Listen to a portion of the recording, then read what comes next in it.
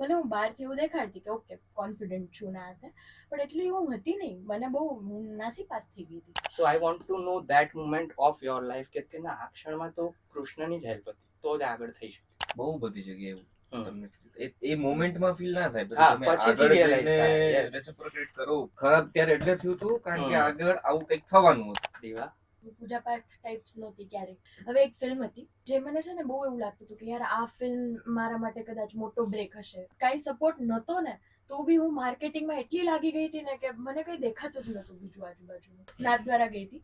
દર્શન આમ ખુલ્યા ને ત્યાં પેલો આમ પડદો હા. ખુલે, તું હવે જોઈ લે યાર, એવું મારાથી કહેવાય ગયું. અનફોર્ચ્યુનેટલી એ ફિલ્મનું કંઈ વળ્યું નહીં. ભલે હું બહારથી એવું દેખાડતી કે ઓકે કોન્ફિડન્ટ છું ને આ તે, પણ એટલી હું હતી નહીં. મને બહુ નાસીપાસ થઈ ગઈ હતી.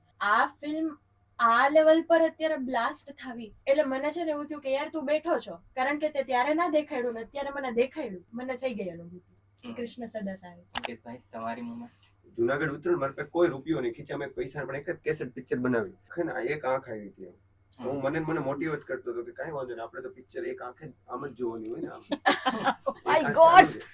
એટલે આ સતત મોટિવેશન હું મને આપતો હતો કે ઇટ્સ ઓકે ના, એક આંખ તો છે ને આપણે આમ આમ શૂટ કરવાની. એટલે હું મગજને કહેતો હવે તું હે ને આ કમ્પ્લેન મન ન કર કે તારી આંખ આવી ગઈ, આગળ વધ. એટલે ક્યાંક ને ક્યાંક એવું થતું કે કૃષ્ણ સદા સહાય તે, કૃષ્ણ સદા મને એવું પર્સનલી બિલીવ થયું, પણ આ તો હવે મેં નામ આપ્યું. જ્યાં કૃષ્ણ છે ને ત્યાં કસોટી છે. ત્યારે અમારે જયારે ઇન્ટરનલ ડિસ્કસ થતું હોય ને ત્યારે એ એક થોટ આવતો કે ભાઈ એટલી મહેનત ભગવાન કરાવે છે તો એનું ફળ કંઈક સારું મળવાનું છે.